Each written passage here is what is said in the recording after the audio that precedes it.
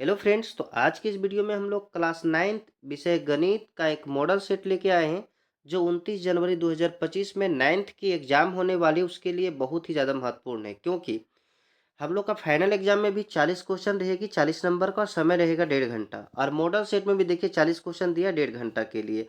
और इसमें जो 40 क्वेश्चन दिया हुआ है ना, उसका पैटर्न बिल्कुल एग्जाम के पैटर्न के अनुरूप ही है, क्योंकि ये मॉडल सेट जो है ना जैक के द्वारा जारी किया जाता है। और ये मॉडल सेट का जो पैटर्न है वो एग्जाम का, जो फाइनल एग्जाम में जो एग्जाम का पैटर्न रहेगा वही पैटर्न पे रहता है। इसमें जो फर्स्ट क्वेश्चन रहेगा ना, आपका फाइनल एग्जाम का भी फर्स्ट क्वेश्चन वही चैप्टर से उसी टाइप का रहेगा। तो ये हम लोग के लिए बहुत ही ज़्यादा महत्वपूर्ण है। तो आइए हम स्टार्ट करते हैं इस वीडियो को, और इस वीडियो में हम इसके सॉल्यूशन को बहुत ही बेहतरीन तरीक़ा से समझेंगे, ताकि उस टाइप के आने वाले सभी क्वेश्चन का हम सॉल्यूशन एग्जाम में भी कर सके। क्योंकि देखिए एग्जाम में बहुत कम समय में बहुत एग्जाम लिया जा रहा है। 29 जनवरी में जो एग्जाम होने वाली है, 4 सब्जेक्ट की एग्जाम होने वाली है। हिंदी, इंग्लिश, मैथ, साइंस, एक दिन में हमको सारा निकालना है। तो बहुत ही अच्छा से हम लोग को पढ़ना होगा। तो आइए हम स्टार्ट करते हैं इस वीडियो को। देखिए इसमें पहला क्वेश्चन क्या बोला है, निम्नलिखित में से कौन परिमेय संख्या है। और आप लोग एक बात का अंदाजा लग ही गया होगा कि जो अभी हम 3 साल का मॉडल सेट कराए, 2024 2025 का करवाए, 2023 का मॉडल सेट है। तीनों में फर्स्ट क्वेश्चन देखिए परिमेय संख्या से दे रहा है कि नहीं दे रहा है, दे रहा है ना। आप फाइनल एग्जाम जो प्रीवियस ईयर कोई दिया होगा उससे भी क्वेश्चन लीजिए। नेक्स्ट डे तो हम प्रीवियस ईयर करवाएंगे, उसमें भी देखिएगा परिमेय संख्या से फर्स्ट क्वेश्चन रहेगा। तो यहाँ पे देखिए परिमेय संख्या किसे कहते हैं, ये चारों में से कौन सा परिमेय संख्या है। तो वैसा संख्या जो रूट में नहीं हो, वैसा संख्या को परिमेय संख्या कहते हैं। तो अब बोलिएगा सर यहाँ पे पाई है जो रूट में नहीं है, और ये है जो रूट में नहीं है। लेकिन यहाँ पे परिमेय संख्या के लिए दूसरा बात यह ख्याल रखिए कि पी बट्टा क्यू के रूप में होना चाहिए, और पी और क्यू दोनों परिमेय संख्या होना चाहिए, ये पूर्णांक संख्या होना चाहिए। कैसे संख्या होना चाहिए, पूर्णांक संख्या। अब यहाँ पे देखिए ये रूट 23 है, नीचे कुछ नहीं तो 1 दे सकते हैं। देखिए पी क्या ये पूर्णांक संख्या है, नहीं है। पूर्णांक संख्या मतलब जो 0 से स्टार्ट होता है, और माइनस वाला भी नंबर आता है, प्लस वाला भी नंबर आता है। मतलब इधर वाला नंबर भी, इधर वाला नंबर भी, 0 केवल पूरा पूरी नंबर होना चाहिए, उसको पूर्णांक संख्या बोलते हैं। मतलब माइनस वाला नंबर भी, प्लस वाला नंबर भी, 0 भी। यहाँ पे देखिए 22/7, पाई का वैल्यू 22/7 जरूर होता है, लेकिन ये लगभग मान होता है। इसको हम इस फॉर्म में लिख सकते हैं, लेकिन ये ऐसा नहीं कि पाई परिमेय संख्या, ये अपरिमेय संख्या कहलाता है पाई।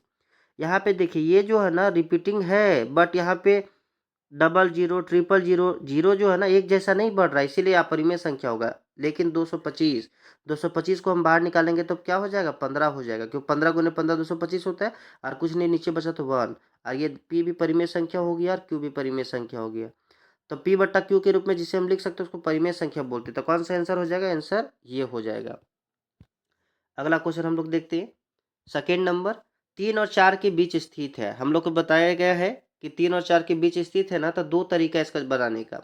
ये दोनों को जोड़ के 2 से भागा दे देंगे, तो 3+4/2, और 3×4 कितना होता है, 7/2। 7/2 ऑप्शन में है, हाँ यहाँ पे है। ये नहीं था, इसको हम भागा दे के देखेंगे। जैसे मान के चलिए 2 को 7 से हम भागा देंगे, तो 2 कितना होता है, 6। एक बचा, पॉइंट देंगे, 0 बैठाएंगे, 2×5 = 10। अब क्या कितना आ गया, 3.5। और 3.5 और 3 और 4 के बीच में है कि नहीं है, तो इस तरह से भी हम लोग चेक करते हैं। तो अगला क्वेश्चन पे हम लोग चलते हैं, क्वेश्चन नंबर 3। देखिए क्वेश्चन नंबर जो 3 है ना, ये क्वेश्चन नंबर 3 जो है ना, ये क्वेश्चन नंबर 3 हम लोग और मॉडल सेट में भी पढ़े हैं। यहाँ पे देखिए एक फॉर्मूला आप लोग को दिख रहा होगा, a-b और a+b। a-b और a+b का फॉर्मूला क्या होता है, a² minus b², a² minus b²। ए के पास क्या है, √5, तो √5 का स्क्वायर हो जाएगा। बी के पास क्या है, √2, तो √2 का स्क्वायर हो जाएगा। √5, रूट से स्क्वायर कट जाएगा, 5 बचेगा, माइनस ये कट जाएगा, 2 बचेगा। 5 में से 2 जाएगा, कितना बच जाएगा, 3 बच जाएगा। कौन सा आंसर हो जाएगा, आंसर डी हो जाएगा। ऑप्शन नंबर कौन हो जाएगा, डी। अगला क्वेश्चन पे हम लोग चलते हैं, क्वेश्चन नंबर 4। तो क्वेश्चन नंबर 4 क्या बोला है, 32 का पावर 2/5 किसके बराबर है। तो यहाँ 32 लिखेंगे, और 32 का पावर कितना है, 2/5। देखिए यहाँ पे क्या करना होगा, ये किसी का भी पावर 5 बनेगा तो ये 5 से 5 कट जाएगा। और 32 2 का पावर 5 होता है ना, और नहीं आता है तो ऐसे कीजिए, 32 2 से काटिए 16 बार में, 2 से 8 बार में, फिर 2 से कितना बार में, 4 बार में, 2 से 2 बार में, 2 से 1 बार में, 1 2 3 4 5, 2 5 बार लिख सकते हैं ना, 2 का पावर 5। और यहाँ क्या इंटू में 2/5, 5 से 5 कट जाएगा, 2 का पावर 2, और 2 का पावर 2 कितना होता है, 4। कौन सा हो जाएगा, बी नंबर। अगला हम लोग को समझते हैं बहुपद कौन सा नहीं है। बहुपद के लिए चर का पावर पूर्ण संख्या होना चाहिए। चर चर का पावर कैसा संख्या होना चाहिए, पूर्ण संख्या होना चाहिए। चर किसको बोलते हैं, तो यक्स वाई को। यक्स का पावर पूर्ण संख्या, पूर्ण संख्या क्या होता है, तो जीरो से स्टार्ट होता है, 0 1 2 3। ये कैसा है, पूर्ण संख्या है। यहाँ पे पूर्ण संख्या है, तो पूर्ण संख्या देखिए यहाँ पे ये चर है, ये चर है, दोनों के पास कैसा संख्या है, पूर्ण संख्या है। यहाँ पे देखिए यक्स का पावर कुछ नहीं तो 1 है, ये भी पूर्ण संख्या है, ये भी पूर्ण संख्या है, तो ये बहुपद है। लेकिन यहाँ पे अगर हम देखें ना ठीक से, तो यक्स का पावर 1 है, ठीक है, लेकिन यहाँ 5/y, और जब भी y रहता है नीचे तो इसका 1 तो पावर जरूर है, लेकिन हम इसको ऊपर शिफ्ट करेंगे। यहाँ पे ये बहुपद होना चाहिए ना, ये X plus B Y plus C, मतलब इस रूप में होना चाहिए, मतलब सब ऊपर में होना चाहिए। इसको हम ऊपर ले जाएंगे ना, ऊपर शिफ्ट करेंगे तो y का पावर -1 हो जाएगा। और ये -1 जो है ना पूर्ण संख्या नहीं है, तो ये बहुपद नहीं होगा। अगला क्वेश्चन पे हम लोग चलते हैं। x-2 का शून्यक है। शून्यक मतलब क्या होता है कि x के पास क्या रखेंगे कि 0 हो जाएगा। यहाँ तो देखने से लग रहा है ना कि x के पास 2 रख देंगे तो 2 - 2 0 हो जाएगा, लेकिन अगर इसको बनाना है तो कैसे बना सकते हैं। शून्यक मतलब क्या हो जाता है कि शून्य हो जाना चाहिए, तो x-2 बराबर क्या हो जाना चाहिए, बराबर शून्य हो जाना चाहिए। तो x बराबर इधर माइनस हो जाएगा और प्लस में हो जाएगा, तो x बराबर क्या हो गया 2, तो x का वैल्यू क्या हो जाएगा 2। अगला क्वेश्चन है कि बहुपद का घात। घात मतलब क्या होता है, जो मैक्सिमम पावर है, यक्स का जो मैक्सिमम पावर है ना वही घात हो जाएगा। यहाँ पे यक्स का मैक्सिमम पावर 3 है, 4 है, तो ज़्यादा कौन है, 4 वाला है ना, तो घात कौन सा हो जाएगा, 4 हो जाएगा। अगला क्वेश्चन पे आते हैं हम लोग। पी एक्स में इतना, पी एक्स इतना दिया है, कोई एक्स प्लस 1 से विभाजित किया जाए तो शेषफल का मान क्या होगा। देखिए यहाँ पे इस तरह से भागेगा, आप लोग सीखे होंगे। एक भागा ऐसे दिया जाता है, एक्स प्लस 1 भागा देगा किससे, एक्स का cube plus x square plus 1। लेकिन ये बहुत टफ हो जाएगा, हमको डायरेक्ट समझना है ऑब्जेक्टिव टाइप से। तो देखिए किस तरह से हम लोग सॉल्व करेंगे इसको। यहाँ पे इससे विभाजित करना है तो इसके बराबर 0 कर दो, एक्स प्लस 1 बराबर 0। तो एक्स का वैल्यू यहाँ से निकल जाएगा, प्लस है तो यहाँ -1। अब जहाँ एक्स है वहाँ -1 रखो, तो यहाँ -1 का पावर कितना 3, प्लस है यहाँ पे देखिए एक्स है तो एक्स के पास कितना -1, -1 की पावर कितना 2, प्लस एक्स है, एक्स के पास कितना रखेंगे -1, क्योंकि देखिए एक्स है ना, और इसके बाद 1 है तो +1 करेंगे। या देखिए -1 के पावर 3, -1 को 3 बार करेंगे -1 हो जाएगा, प्लस -1 को 2 बार करेंगे -1 इंटू -1 तो 1 1 1 हो जाएगा, माइनस माइनस क्या हो जाएगा प्लस, तो 1 हो जाएगा। प्लस माइनस क्या होता है माइनस, और फिर +1। यहाँ देखिए प्लस का 2 हो गया और माइनस का 2 हो गया, ये कट जाएगा पूरा पूरी, क्या हो जाएगा 0 हो जाएगा। तो इसका आंसर क्या हो जाएगा 0। और कौन सा ऑप्शन है, ऑप्शन ये। अगला क्वेश्चन पे हम लोग चलते हैं। एक्स एच पर स्थित किसी बिंदु का निर्देशांक निम्न में से किस रूप में हो सकता है। तो यहाँ पे समझिए एक्स एक्स, इसको एक्स एच बोलते हैं, इसको वाई एक्स बोलते हैं। इस एक्स पे कोई बिंदु है, तो यहाँ पे कोई भी वैल्यू, तो एक्स का वैल्यू तो कुछ ना कुछ मिलेगा ही। जैसे एक्स का मैं 1 2 3 4 ऐसे लिखते हैं ना, 1 2 3 4, इधर -1 -2 -3, यहाँ 0 रहता है कि नहीं। तो यहाँ पे यक्स का कुछ ना कुछ वैल्यू मिलेगा, लेकिन बताइए इसमें वाई का वैल्यू मिलेगा, नहीं मिलेगा। हम जब भी निर्देशांक लिखते तो पहले यक्स का वैल्यू लिखते फिर वाई का वैल्यू लिखते, तो वाई तो हमेशा 0 मिलेगा, लेकिन यक्स का वैल्यू कुछ ना कुछ मिलेगा। तो किस रूप में होगा, यक्स और 0, क्योंकि वाई का वैल्यू कुछ नहीं मिलेगा तो वाई 0 हो जाएगा, यक्स का कुछ ना कुछ मिलेगा। तो यक्स एस पर स्थित बिंदु का निर्देशांक क्या होता है, यक्स 0। अगला हम लोग समझते हैं मिल मूल बिंदु का निर्देशांक। मूल बिंदु किसको बोलते हैं, तो यहाँ पे जो होता है उसको मूल बिंदु बोलते हैं। इसमें यक्स और वाई दोनों 0 होता है, तो मूल बिंदु का निर्देशांक क्या होगा 0 0। अगला क्वेश्चन पे हम लोग के चलते हैं। 0 - 7 कार्तीय तल में कहाँ स्थित होगा। देखो इसको समझने से पहले कुछ डिटेल समझते। ये एक्स एच है, ये वाई एच है, इसको प्रथम चतुर्थांश बोलते हैं, ये द्वितीय चतुर्थांश है, ये तृतीय चतुर्थांश है, और ये चतुर्थ चतुर्थांश है। इसमें क्या होता है कि इसमें यक्स में इधर पॉजिटिव होता है, ठीक, और वाई ये पॉजिटिव होता है, एक्स इधर नेगेटिव होता है, वाई इधर नेगेटिव होता है। अब यहाँ पे समझना है कि 0 और -7, 0 और -7, 0 यहाँ पे होता है, एक्स का वैल्यू पहले दिया रहता तो ये 0 यहाँ पे हो गया, और वाई -7, 0 यहाँ पे हो गया। अलग कलर ले लेते हैं हम लोग, देखिए ये 0 हो गया एक्स का, और वाई का -7, मतलब यहाँ पे ये बिंदु यहाँ पे आ गया 0 - 7, ठीक। क्योंकि यहाँ पे बिंदु आ गई, एक्स जीरो यहाँ पे हो गया, क्योंकि देखिए ये जीरो का वैल्यू है एक्स जीरो, ये सीधा करेंगे तो यहाँ पे आ जाएगा, और वाई माइनस 7 यहाँ पे बिंदु आ गया। तो कहाँ पे स्थित है, देखिए ये बिंदु कहाँ पे स्थित है, तो ये कौन अक्ष है, वाई अक्ष है ना, तो कौन अक्ष पे स्थित है, वाई अक्ष पे। लेकिन अगर यहाँ पे जीरो के पास कोई और नंबर रहता, जैसे -2 रहता है कि नहीं, तो यहाँ पे देखिए एक्स भी माइनस वाई भी माइनस, तो एक्स भी माइनस वाई भी माइनस यहाँ पे आता है कि नहीं आता है, तो हम बोल सकते हैं तृतीय चतुर्थांश में। अगर दोनों प्लस वाला नंबर रहता, जैसे 2 और 4 रहता, प्लस का 2 और प्लस का 4 ऐसे रहता, तो हम बोल सकते थे दोनों प्लस किस में आता है, प्रथम चतुर्थांश में, तो ये प्रथम चतुर्थांश में। लेकिन बोला किस तल में स्थित है, तो यहाँ पे दिया द्वितीय तृतीय एक्स एच वाई एक्स, तो यहाँ पे कौन से एक्स पे था, वाई एक्स पे। अगला चलते हम लोग क्वेश्चन नंबर 12। देखिए बहुत ही आसान है, एक्स बराबर 1 वाई बराबर 2, तो के का वैल्यू पूछा, एक्स जगह 1 रख दो, तो 3 गुने 1, प्लस है तो प्लस लिखेंगे, 2 इंटू वाई का वैल्यू कितना दिया 2, तो 2 रखेंगे, बराबर के। यहाँ पे देखो 3 एकम 3 प्लस 2 दूनी 4, 4 3 कितना होता है 7, कौन सा वैल्यू हो जाएगा, 7 कहाँ है, ये नंबर में। अगला क्वेश्चन हम लोग चलते हैं, यक्ष अक्ष का समीकरण होगा, यक्ष अक्ष इस अक्ष का समीकरण होगा, तो इस अक्ष का समीकरण के लिए बोलो वाई का वैल्यू कुछ मिलेगा, नहीं मिलेगा, तो वाई क्या हो जाएगा 0, तो एक्स अक्ष का समीकरण क्या होता है, वाई बराबर 0।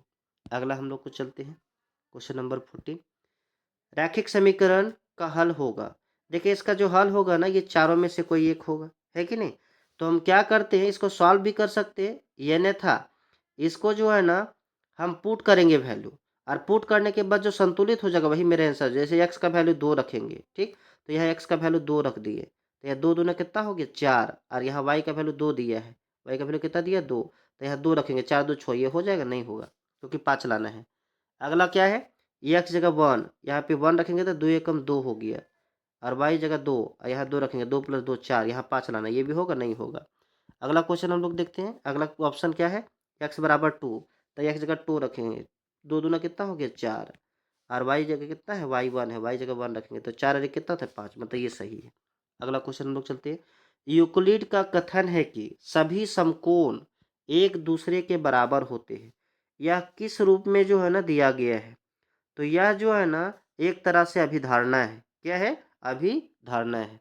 अगला क्वेश्चन पे हम लोग आते हैं, क्वेश्चन नंबर 15, एक दिए हुए बिंदुओं से होकर कितने रेखाएं गुजर सकती, देखिए एक बिंदु है, इससे कितना रेखा गुजर सकती, 1 2 3, सॉरी ये नहीं, 3 4, ये बिंदु से गुजरना है, 4 5 6, अनगिनत रेखा गुजर सकती है, कितना रेखा गुजर सकती है, अनगिनत रेखा, अनंत रेखा गुजर सकती है। अगला है 70 डिग्री का पूरक कोण क्या होगा, पूरक मतलब क्या होता है, 90 पुराना होता है, तो 70 में कितना जोड़ेंगे कि 90 पूर जाएगा, तो 20 जोड़ेंगे, तो 70 का पूरा कौन सा हो जाएगा, 20 डिग्री।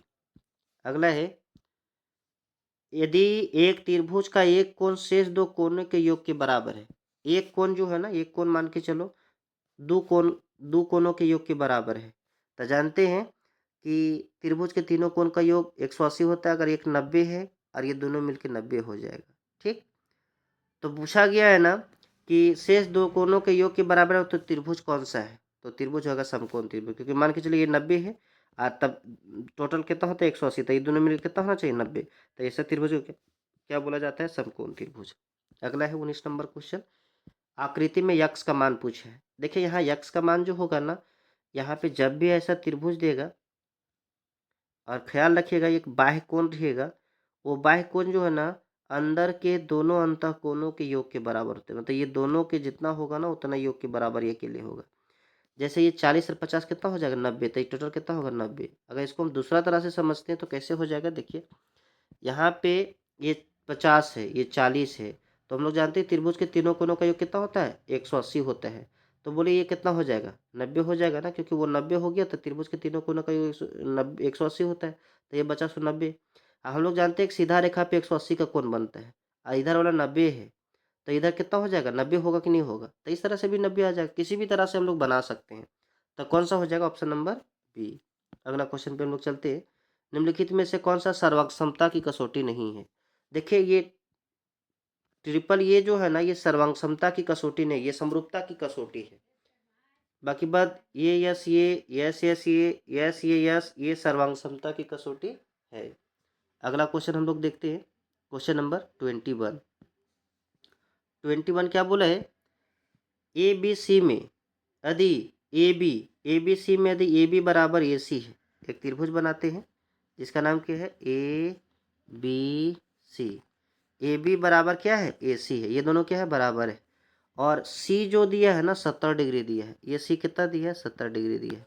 तो पूछा है कौन बी, ये वाला कौन पूछा है। तो हम लोग जानते हैं बराबर भुजा के सम्मुख कोण बराबर होते हैं। बराबर भुजा के, ये दोनों बराबर भुजा है और ये दोनों क्या कहलाएगा सम्मुख भुज कोण। तो बराबर भुजा के सम्मुख कोण बराबर होते, तो ये 70, तो ये भी कितना हो जाएगा 70 हो जाएगा। तो कौन सा ऑप्शन हो जाएगा ऑप्शन नंबर सी। अगला क्वेश्चन जाते हैं हम लोग 22 नंबर पे। देखिए 22 नंबर क्वेश्चन बहुत ही आसान है। क्या बोला है, एक चतुर्भुज के कोण का अनुपात इतना दिया है 3:5:9:13। इस चतुर्भुज के सबसे छोटे कोण का मान ज्ञात कीजिए। देखिए अनुपात को सबसे पहले एक्चुअल में बदलना होगा। तो पहला कोण को हम 3x मानते हैं, दूसरा कोण कितना हो जाएगा 5x हो जाएगा, तीसरा कितना हो जाएगा 9x हो जाएगा, चौथा कितना हो जाएगा 13x हो जाएगा। अगर सबको हम ऐड करें तो कितना हो जाएगा, देखिए 5 3 8, 8 8, 8 9 17, 17 और 13, 17 3 20 और 30 हो जाएगा। 30x बराबर 360, क्योंकि हम लोग जानते हैं त्रिभुज के चतुर्भुज के चारों कोनों का योग कितना होता है 360 होता है। अगर यहाँ पे हम इसका वैल्यू निकालने चाहें तो क्या हो जाएगा x बराबर 360/30 होगा ना 30, 0 से 0 कट जाएगा, 3 का पहाड़ा में 36 कितना बार में 12 बार में, x का वैल्यू 12 आ गया। तो पूछा सबसे छोटा कोण, सबसे छोटा कोण क्या था इसमें, देखिए क्या है सबसे छोटा 3x। तो यहाँ पे x का वैल्यू 12 आ गया, तो 12 x की जगह 12 रख दिए। अगर हम कलर चेंज कर लेते हैं, x के पास अगर हम 12 रखें तो 12 तिया कितना होगा 12 का 12, 12 24, 12 तिया 36। तो कौन सा हो जाएगा, ये नंबर हो जाएगा 22 का। अगला क्वेश्चन हम लोग देखते हैं। किसी चतुर्भुज के भुजाओं के मध्य बिंदुओं को एक क्रम से मिलाने वाले रेखाखंडों द्वारा बना चतुर्भुज, कोई भी चतुर्भुज ले लो, और बोले अगर मध्य बिंदु ऐसे मिला देना है, ये जो मध्य बिंदु ना ऐसे मिला देंगे, तो ये जो चतुर्भुज बनेगा ना, ये चतुर्भुज को बोलते हैं समांतर चतुर्भुज। क्या बोलते हैं, समांतर चतुर्भुज। अगला क्वेश्चन देखो। अगला क्वेश्चन क्या बोला है कि ए बी सी डी एक समांतर चतुर्भुज है। बी सी बराबर 7 है, ये बी सी बराबर कितना है 7 है, ए बराबर कितना है तो ये 5 दिया है। तो बोला कि समांतर चतुर्भुज का क्षेत्रफल, समांतर चतुर्भुज का क्षेत्रफल होता है आधार गुने ऊंचाई, आधार गुने ऊंचाई। आधार कितना दिया 7, ऊंचाई कितना दिया 5, 7 5 कितना होता है 35। तो यहाँ पे 35 कहाँ पे है, ये सी नंबर ऑप्शन 35 सेंटीमीटर का स्क्वायर। अगर मीटर आता तो मीटर का स्क्वायर, जब भी क्षेत्रफल पूछेगा ना तो यूनिट में स्क्वायर आता है, ठीक। अगला क्वेश्चन जाते हैं हम लोग 25 पे। 25 क्या बोला, एक समांतर चतुर्भुज और एक त्रिभुज एक ही आधार तथा समांतर रेखाओं के बीच स्थित है। देखिए एक समांतर चतुर्भुज, सबसे पहले समांतर चतुर्भुज बनाते हैं। ये क्या हो गया समांतर चतुर्भुज हो गया। और बोला कि एक त्रिभुज एक ही आधार का, ये त्रिभुज हो गया, त्रिभुज ऐसे बनता है, सेम आधार का हो गया। समांतर चतुर्भुज का आधार भी सेम हो गया, त्रिभुज का आधार सेम हो गया। बोला रेखाओं के बीच स्थित है। त्रिभुज का क्षेत्रफल 12 सेंटीमीटर, ये त्रिभुज कितना है 12 सेंटीमीटर है। तो समांतर चतुर्भुज का क्षेत्रफल पूछा, तो देखिए ये 12 है और ये कर्ण हो जाता है तो ये भी 12 हो जाएगा, और 12 12 कितना हो जाएगा 24। तो समांतर चतुर्भुज का क्षेत्रफल कितना हो जाएगा 24 सेंटीमीटर का स्क्वायर। यहाँ पे एक बात आप लोग गौर करते होंगे, यहाँ पे 3 साल का मॉडल प्रश्न पत्र दिया हुआ है। 3 साल में लगभग क्वेश्चन देखिए मिलता जुलता लग रहा है, लग रहा है कि नहीं लग रहा है, लग रहा है कि यही मॉडल सेट हम पढ़े थे पिछले वीडियो में, लेकिन नहीं थोड़ा थोड़ा अलग है। इस तरह से भी एग्जाम में आप लोगों को फील होगा कि नहीं यही वाला हम लोग पढ़ के आए हैं। चलिए अगला क्वेश्चन हम लोग देखते हैं। वृत्तखंड एक चाप तथा, पहले वृत्तखंड समझो किसको बोलते हैं, ये वृत्त है और ये जीवा के द्वारा जो टुकड़ा होता है ना इसको वृत्तखंड बोलते हैं। तो ये वृत्तखंड किसके किसके बीच है, तो इसको क्या बोलते हैं जीवा, ये क्या है जीवा, और ये है चाप, ये क्या है चाप। तो वृत्तखंड क्या होता है, जीवा तथा चाप के बीच वाला भाग को क्या बोलते हैं, इसी बीच वाला भाग को क्या बोला जाता है वृत्तखंड। तो पूछा है कि बीच का भाग है, किसके बीच के भाग है, तो चाप तथा जीवा, चाप तथा जीवा। तो क्या हो जाएगा आंसर सी हो जाएगा। अगला क्वेश्चन हम लोग समझते हैं। 3 संरेखी बिंदुओं से होकर कितने वृत्त खींचे जा सकते हैं। तो 3 असंरेखी बिंदु, जैसे 1 2 3 अलग अलग जगह पे बिंदु, इससे कितना वृत्त खींचा जा सकता था, केवल और केवल एक। एक से ज़्यादा वृत्त खींचा जा सकता है नहीं, अगर एक से ज़्यादा वृत्त खींचेंगे तो इसी के ऊपर खींचाएगा। अगर हम दूसरा जगह बनाना चाहते हैं तो एक एक बिंदु से गुजरेगा तो दूसरा से नहीं गुजरेगा, है कि नहीं। तो क्या हो जाएगा केवल और केवल एक, ऑप्शन नंबर 1। अगला है आकृति में सी ए बी का मान बताओ। तो देखिए बीच वाला जो लिखा हुआ रहता है जैसे ए सी बी, तो इसमें सी का वैल्यू बताना है। सी कहाँ पे, यहाँ पे है। ख्याल रखिएगा जब भी इस तरह का क्वेश्चन दे जेकरा में एगो केंद्र पर कोण बना है और एक दूसरा परिधि पे कोण पूछेगा ना, तो एक केंद्र वाला जो कोण है ना वो परिधि वाला का डबल होता है, मतलब इससे ये दुगुना होता है। तो जब ये दुगुना होता है तो ऊपर वाला कितना होगा, आधा होगा कि नहीं होगा, इसका आधा होगा। तो इसका आधा कितना होता है 25। तो क्या हो जाएगा 25। अगर भूल जाइएगा कि कौन दुगुना कौन आधा तो देखने से भी पता चलता है। देखिए दोनों में ज़्यादा बड़ा कौन लग रहा है, ये इतना बड़ा लग रहा है, इतना छोटा लग रहा है। तब बड़ा कौन है, ये नीचे वाला है ना, तो ये दुगुना होता है, तो ये 50 तो ऊपर कितना हो जाएगा 25। अगला क्वेश्चन पे चलते हैं हम लोग, क्वेश्चन नंबर 29। देखिए ये बहुत महत्वपूर्ण क्वेश्चन है। क्या बोला है कि ए बी सी एक त्रिभुज है। ए बी सी एक त्रिभुज बना लेते हैं। ए बी सी एक त्रिभुज है जिसमें ए बी कितना दिया है 4 सेंटीमीटर दिया है, कोण कितना दिया है 60 डिग्री दिया है। उसके बाद क्या है, इस त्रिभुज की रचना संभव नहीं है यदि बी सी और ए सी का अंतर, ये बी सी और ए सी का अंतर कितना होगा, तब संभव नहीं। यहाँ पे ख्याल रखिए जब भी दो भुजा को जोड़ेंगे तो तीसरी भुजा से बड़ होना चाहिए। जैसे अगर हम ए बी का वैल्यू जानना चाहते हैं, कितना त्रिभुज बनाना चाहते हैं, तो बी सी, ये बी सी और ये सी, बी सी प्लस ए सी, ये दोनों को अगर जोड़ेंगे तो जो ये तीसरी भुजा है, ये जो तीसरी भुजा है इससे ये दोनों क्या होना चाहिए, बड़ा होना चाहिए, मतलब ऐसे होना चाहिए। ए बी से ये दोनों को जोड़ने के बाद ये दोनों क्या हो जाना चाहिए, बड़। जैसे ये 4 है तो ये 4 से बड़ा होना चाहिए इधर। लेकिन अगर घटाएंगे तो क्या हो जाना चाहिए, छोटा। ए बी, ए बी जो है ना, अगर ये दोनों को घटाते हैं बी सी माइनस ए सी करते हैं तो ए बी से क्या होना चाहिए, छोटा होना चाहिए, कभी भी बड़ा संभव नहीं है। तो यहाँ पे बोला है ना कि ए बी बी सी, मतलब बी सी और ए सी का अंतर क्या होगा, तो बी सी और ए सी का अंतर जो होगा ना ए बी से क्या होगा, छोटा होगा। और ए बी से छोटा होगा तभी वो त्रिभुज बन सकता है। लेकिन यहाँ पे बोला है कि त्रिभुज बनाना संभव नहीं है। तो त्रिभुज कब नहीं बनेगा, जब ये बड़ा आ जाएगा तब नहीं बनेगा। देखिए यहाँ पे 3 दिया है, मतलब ये छोटा दिया है, ये बन सकता है। यहाँ 3.5 दिया है, ये कितना है 3.5, 3.5, तो ये भी छोटा है कि नहीं, तो बन सकता है। यहाँ पे देखिए 2.5 दिया है, ये भी छोटा है, बन सकता है, लेकिन 4.5, ये 4 से भी बड़ा है, तीसरा से भी बड़ा है, 4 से बड़ा, ये दोनों को घटा रहे हैं, इससे बड़ा आ रहा है, तो मतलब ये नहीं बन सकता है। तो कौन सा आंसर हो जाएगा, सी हो जाएगा। अगला क्वेश्चन पे हम लोग आते हैं, क्वेश्चन नंबर 30। उस त्रिभुज का क्षेत्रफल क्या होगा जिसकी भुजाएं 3, 4, 5 हो। तो देखिए इसका हम हीरोन सूत्र से भी बना सकते हैं, लेकिन हीरोन सूत्र से बनाने से ज़्यादा अच्छा है कि एक अपनो प्रमेय होता है पाइथागोरस प्रमेय, और ये पाइथागोरस प्रमेय में है कि नहीं चेक कर सकते हैं इसको। जैसे सबसे बड़ा वाला भुजा का स्क्वायर करेंगे तो 25 होता है, और दोनों छोटका का स्क्वायर करेंगे तो 3 का 9 और 4 का 16, 16 9 कितना होता है 25। मतलब दोनों छोटा वाला भुजा का स्क्वायर और एक बड़ा वाला भुजा का स्क्वायर दोनों बराबर होगा तो पाइथागोरस प्रमेय होगा। और पाइथागोरस प्रमेय से जो है ना त्रिभुज का क्षेत्रफल निकालने का बहुत आसान तरीका है। क्या करेंगे, इसका फॉर्मूला होता है 1/2 into base into height, base into height, और एक को बेस मान लेंगे एक को हाइट मान लेंगे। 1/2 कर्ण को छोड़ करके, सबसे बड़ा वाला जो भुजा ना इसको छोड़ करके, एक को बेस मान लेंगे एक को हाइट मान लेंगे। ये 2 से 2 काटेंगे, 2 बार में कटेगा, 3 दूनी कितना हो गया 6। तो इसका आंसर क्या हो जाएगा 6 सेंटीमीटर का स्क्वायर। लेकिन अगर किसी को लगता है नहीं हम हीरोन सूत्र से बनाएंगे, इस तरह से हमको नहीं आता है सर, तो देखिए हीरोन सूत्र से कैसे बनेगा।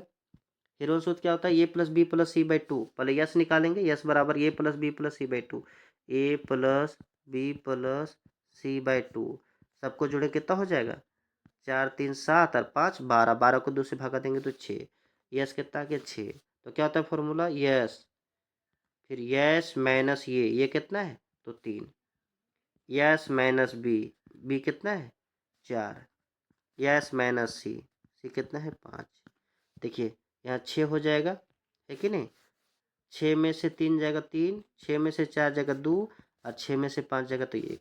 अब यहाँ पे देखिए, यहाँ पे 3 दूने कितना हो जाएगा 6।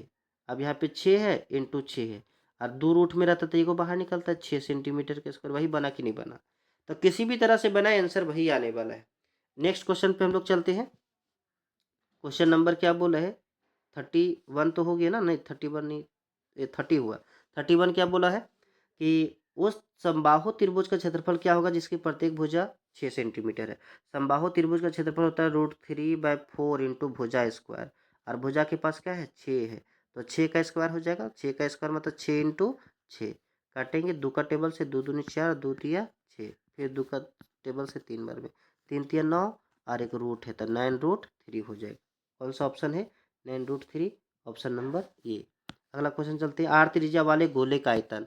गोला का आयतन होता है 4/3 पाई आर क्यूब, क्योंकि त्रिज्या आर है तो आर जगह आर ही रहेगा, और ये कहाँ पे दिख रहा है, ये ऑप्शन नंबर डी में। अगला है 33, आर त्रिज्या और एच ऊंचाई वाले बेलन का कुल पृष्ठीय क्षेत्रफल। बेलन का कुल पृष्ठीय क्षेत्रफल थोड़ा सा हम डिस्कस करें, ये 3D फिगर का जो फॉर्मूला कैसे निकलते हैं। देखिए यहाँ पे फॉर्मूला निकालने के लिए क्या होता है, जिसका बेस और टॉप मतलब नीचे वाला सतह और ऊपर वाला सतह एक जैसा होता है, उसका फॉर्मूला निकालना बड़ी आसान होता है। जैसे ये बेलन हो गया, घन हो गया, घनाम हो गया, सबका बेस और हाइट एक जैसा रहता है। बे मतलब सतह और ऊपर वाला जो सतह रहता है वो एक जैसा रहता है। इसका वक्र पृष्ठीय क्षेत्रफल जब भी निकालना जाएगा ना, वक्र पृष्ठीय क्षेत्रफल क्या होता है, आधार का परिमाप गुने ऊंचाई। आधार का परिमाप, आधार का परिमाप और गुना में क्या, ऊंचाई। और आयतन निकलता है, आयतन ये रामबाण फॉर्मूला है, आधार का क्षेत्रफल, आधार का क्षेत्रफल और गुना में ऊंचाई। यहाँ पे वक्र का और आयतन का फॉर्मूला होता है। मेरा यहाँ पे वक्र पूछा है, क्या पूछा है, वक्र। तो देखिए हम वक्र निकालते हैं, और वक्र के लिए भी हम लोग देख लिए ना, क्या होता है, आधार का परिमाप गुने ऊंचाई। लेकिन यहाँ पे कुल पृष्ठीय क्षेत्रफल पूछा है, तो वक्र से ही कुल निकलता है। पहले वक्र निकाल लेते हैं, आधार का परिमाप। आधार कैसा है, वृत्त के जैसा है, तो वृत्त का परिमाप क्या होता है, 2πr, आर इंटू ऊंचाई, ऊंचाई को क्या बोलते हैं, एच, तो 2πr/h, ये वक्र हो गया। लेकिन क्या है यहाँ पे कुल मतलब संपूर्ण, तो संपूर्ण जब भी निकाला रहेगा ना, तो ये नीचे वाला और ऊपर वाला ये दोनों को ऐड कर देंगे तो संपूर्ण बन जाएगा। दोनों कैसा है, वृत्त है, तो वृत्त का क्षेत्रफल क्या होता है, πr²। क्या होता है, πr²। और बोलिए एक वृत्त है कि दो, ऊपर नीचे दो वृत्त हो गया ना, तो 2πr²। यहाँ पे देखिए इस तरह का कोई फॉर्मूला दिया है, 2πr/h प्लस 2πr²। यहाँ पे ऑप्शन नंबर देखिए, यहाँ पे सी नंबर में मिटा लेते हैं इसको, याद रखिए 2πr/h क्या है, क्या था, 2πr/h प्लस 2πr²। तो ये क्या हो जाएगा, बेलन का कुल पृष्ठीय क्षेत्रफल। हम लोग एक फॉर्मूला, एक वीडियो बनाएंगे जिसमें केवल हम लोग फॉर्मूला को डिस्कस करेंगे। अगला क्वेश्चन पे हम लोग चलते हैं, एक घन का आयतन 512 है, तो घन का कुल पृष्ठीय क्षेत्रफल कितना होगा। अभी हम बोले थे ना, घन का आयतन के लिए क्या चाहिए, आधार का क्षेत्रफल गुने ऊंचाई। घन का आधार जो होता है ना, वर्ग के जैसा होता है, तो वर्ग का क्षेत्रफल क्या होता है, ए का स्क्वायर गुने ऊंचाई, ऊंचाई एच, और एच इसका देखिए हाइट भी जो होता है ना, घन का लंबाई चौड़ाई ऊंचाई सब एक जैसा होता है, तो एच को भी हम ये के बराबर लिख सकते हैं, क्योंकि जिसका लंबाई जितना है उतना ही चौड़ाई उतना ही ऊंचाई, तो आधार का क्षेत्रफल गुने ऊंचाई, ये कितना बन गया, ए का क्यूब। और देखिए घन का आयतन कितना दिया, 512, कितना दिया, 512। तो ये का वैल्यू अगर हम निकालना चाहते हैं, तो ये बराबर क्या हो जाएगा, ये बराबर, यहाँ से ये क्यूब हटाएंगे तो ये अंडर रूट क्यूब हो जाएगा। और तो ये 512 का घनमूल, और 512 का घनमूल किसका होता है, तो 8 होता है। ये हम लोग याद किए हैं कि 512 का घनमूल लेकर कितना हो जाएगा, 8 हो जाएगा। तो ये बराबर कितना हो गया, ये बराबर हो गया 8। अब ये का वैल्यू मिल गया, तो बोला इसका कुल पृष्ठीय क्षेत्रफल बताओ। कुल पृष्ठीय क्षेत्रफल होता है 6 ए का स्क्वायर, 6 का 6 लिखेंगे, ए का वैल्यू कितना आ गया, ए का वैल्यू 8 आया है, तो 8 इंटू 8, इसको गुना करेंगे, 8 8 64, 64 को 6 से गुना करेंगे, 6 चौके 24 के 4, हाथ में 2, 6 चौके 36 और 2 38, 384। और 384 किस में है, ऑप्शन नंबर यहाँ पे दिख रहा होगा आप लोग का, 384 ऑप्शन नंबर कौन सा है, बी। अगला क्वेश्चन पे हम लोग आते हैं, एक शंकु का तिर्यक ऊंचाई 10 सेंटीमीटर है और आधार की त्रिज्या 7 सेंटीमीटर, तो शंकु का वक्र पृष्ठीय क्षेत्रफल, शंकु का वक्र पृष्ठीय क्षेत्रफल होता है πr/l। पाई का वैल्यू कितना होता है, 22/7। आर कितना दिया है, आर दिया है 7 सेंटीमीटर, और ऊंचाई कितना दिया, तिर्यक ऊंचाई, तिर्यक ऊंचाई मतलब यल 10 दिया है। काटेंगे, 7 से 7 कट गया, 22 के 220 सेंटीमीटर का स्क्वायर। कौन सा ऑप्शन, ऑप्शन नंबर डी। अगला है प्रथम 5 प्राकृतिक संख्याओं का माध्य। देखिए प्रथम 5 प्राकृतिक संख्या, तो पहले देखते हैं कौन कौन सा प्रथम 5 प्राकृतिक संख्या, 1 2 3 4 5, ये 5 प्राकृतिक संख्या है। और 5 प्राकृतिक संख्या का माध्य, माध्य मतलब क्या होता है, माध्य का मतलब होता है यहाँ पे ये एवरेज, एवरेज मतलब ये तीनों को जोड़, उस पाँचों को जोड़ करके 5 से भागा देंगे ना, तब भी ये बीच वाला ही आएगा। देखिए हम जोड़ते हैं 1 + 2 + सबको ऐड करो, प्लस डिवाइड कितना 5, 5 4 9, 9 3 12, 12 और 2 14, 1 15, 15/5 और 5 से भागा दे कितना हो जाएगा 3। तो माध्य कितना हो जाएगा 3। जब भी इस तरह से एक श्रेणी में आएगा जिसका अंतर एक जैसा रहेगा तो जो बीच वाला होता है ना उसी को माध्य बोलते हैं। या तो फर्स्ट और लास्ट को जोड़ेंगे और 2 से भागा दे देंगे, 1 + 5/2 बराबर 3। ठीक, फर्स्ट और लास्ट को जोड़ेंगे लेकिन अंतर एक जैसा होना चाहिए। जैसे ये दोनों का अंतर क्या है 0, यहाँ पे 1, यहाँ पे भी कितना है 1, यहाँ पे भी कितना है 1, सब जगह पे 1 अंतर है। तो यहाँ पे जब भी इस तरह से सेम जैसे सम संख्या है जैसे 2 4 6 8, इसमें भी माध्य पूछेगा तो फर्स्ट और लास्ट को जोड़ करके 2 से भागा देंगे, आ जाएगा माध्य। ठीक, अगला क्वेश्चन पे हम लोग आते हैं 37। इसमें जो है ना बोला है 5 की बारंबारता, मतलब 5 कितना बार आया है 1 बार, 2 बार, 3 बार, 4 बार, 5 बार, 6 बार। और कहीं 5 दिख रहा है नहीं। तो 5 की बारंबारता कितना है 6। वर्ग चिन्ह, वर्ग चिन्ह क्या होता है, ये दोनों को जोड़ करके 2 से भागा, 10 + 20/2 और 10 20 30 होता है, 30 को 2 से भागा देंगे 15। या तो फिर ये दोनों के बीच में जो आता है 10 और 20 के बीच में क्या आता है 15, किसी भी तरह से निकाल सकते हैं, इसी को क्या बोलते हैं वर्ग चिन्ह। अगला क्वेश्चन बोला है एक पासे को 1000 बार फेंकने पर प्राप्त परिणाम 3 की बारंबारता 150 बार है। पासा मतलब क्या होता है लूडो का गोटी। इस लूडो की गोटी को 1000 बार चलते हैं, 1000 बार फेंकते हैं, उसमें से 3 जो है ना 150 बार आता है। तो बोला कि 3 का प्रायिकता क्या है, 3 कितना बार है इसका प्रायिकता क्या है। तो टोटल मेरा चाहत बट्टा कुल, हम आप लोग को बताए थे ना प्रायिकता बराबर है को हम लोग याद रखने के लिए बोलते हैं चाहत बट्टा कुल। चाहत कितना बार आया था 150 बार, और कुल कितना बार फेंके थे 1000 बार। तो यहाँ पे 0 से 0 कट जाएगा, 5 से 3 बार में, 5 से 20 बार में, 3/20। अगला क्वेश्चन चलते हैं असंभव घटना की प्रायिकता क्या होगी। तो जो असंभव घटना होती है जिसे घटने का कोई संभावना ही नहीं होती है वैसी घटना की प्रायिकता होती है 0। और अगर पूरा पूरी संभव घटना है तो पूरी पूरी संभव घटना की प्रायिकता होती है 1। और प्रायिकता का वैल्यू 0 से छोटा नहीं हो सकता है और 1 से बड़ा नहीं हो सकता। मतलब 0 से 1 के बीच में, 0 या 0 से छोटा नहीं हो सकता है, 0 से बड़ा हो सकता है लेकिन 1 से बड़ा नहीं हो सकता है। ठीक, तो ये था आप लोग का 40 क्वेश्चन जो एग्जाम के बेस पे आधारित था। अगर आप लोग को यह वीडियो अच्छा लगा होगा तो आप कमेंट जरूर कीजिएगा और इस चैनल को सब्सक्राइब कर लीजिएगा ताकि आने वाले एग्जाम के लिए जो महत्वपूर्ण प्रश्न है, चाहे 9th हो, 10th हो, 11th हो, 12th हो, जो भी एग्जाम क्लास में आप पढ़ेंगे उसके लिए वीडियो आता रहेगा। तो इस चैनल को सब्सक्राइब कर लीजिएगा और आपको यह वीडियो कैसा लगा कमेंट करके ज़रूर बताइएगा।